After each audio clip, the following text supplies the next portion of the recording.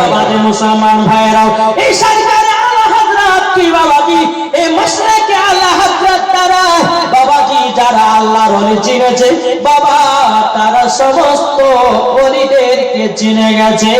জোরে বলুন সুবহানাল্লাহ।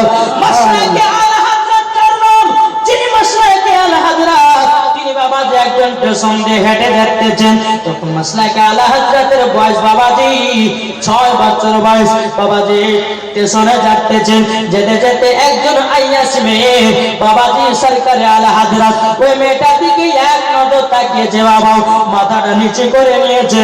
মেয়েটা ভাবলো যে কি ব্যাপার, আমি এতটা দেখতে সুন্দর, এতটা দেখতে সুন্দর, আমি যখন যেই গ্রাম দিয়ে হেঁটে হেঁটে যাই সমস্ত ছেলেরা আমার দিকে চেয়ে চেয়ে তাকায়, কিন্তু এই ছেলেটা একবার তাকার পরে আর দ্বিতীয়বার কেন তাকালো না?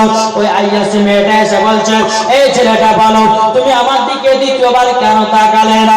সরকারে আলা হযরত বলতেছি, বলো গো তুমি হলো একজন আইয়াসি মেয়ে, তুমি একজন জিনাকারী মেয়ে, তার জন্য তোমার দিকে আমি একবার তাকাতে বুঝে গেছি যে তুমি একজন জিনাকারী, তুমি একজন আইয়াসি, তার জন্য আমি মাসলাকে আলা হযরত তাকাইনি তোমার দিকে। জোরে বলুন, এই তো নাম মাসলাকে আলা হযরত।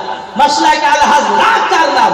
দেখেন বাবাজি একজন অন্ধ মুরিদ এসেছে, বলছে হুজুর আপনি আল্লাহর কাছে দোয়া করে দিন আল্লাহ পাক যেন আমার চোখের দৃষ্টিটা যেন ফিরিয়ে দেয়। বাবাজি আমার সরকারে আলা হযরত আল্লাহর কাছে দোয়া করেছে, বলে আল্লাহ এই মুরিদের চোখের যেন দৃশ্য যেন ফিরিয়ে পায়, যেমনই দোয়া করা এই তার মুরিদ চোখের বাবাজি গতিও ফিরিয়ে পাওয়া যাবে। সুবহানাল্লাহ সুবহানাল্লাহ। বহুত দুনিয়া দেখতে পেছিল না, আমার সরকার আলা হযরত আল্লাহর কাছে দোয়া করলেন, ওই মুরিদ চোখে দেখতেও শুরু করলেন। জোরে বলুন সুবহানাল্লাহ। বাবাজি মুসলমান এই মাসলাকে আলা হযরতের নাম শুনলে বাবা কিছু কিছু ব্যক্তির গায়ে বাবা চুলকানি ওঠে, ঠিক কি না? মাসলাকে আলা হযরত যারা চিনেছে তারাই বুঝেছে কি জিনিস, ঠিক কি না বাবাজি? মাসলাকে আলা হযরতকে মান্যকারী মৌলবীদেরকে দেখলে পরে বোঝা যায় যে ইনি হচ্ছে মাসলাকে আলা হযরতকে আপনার মাননেওয়ালা। আর যারা বাবাজি মাসলাকে আলা হযরতকে চিনে না, যারা মাসলাকে আলা হযরতকে বুঝে না, বেরাদ ইসলাম জানতে হবে কি জানেন, এই হচ্ছে একবার পাকা কি হবে মাসলাকে আলা হযরতকে যারা চিনে না তারা শয়তান, শয়তান। জি, মাসলাকে আলা হযরতকে যারা চিনেছে তারা সমস্ত ওলিদেরকে চিনেছে। জোরে বলো সুবহানাল্লাহ। বাবাজি মুসলমান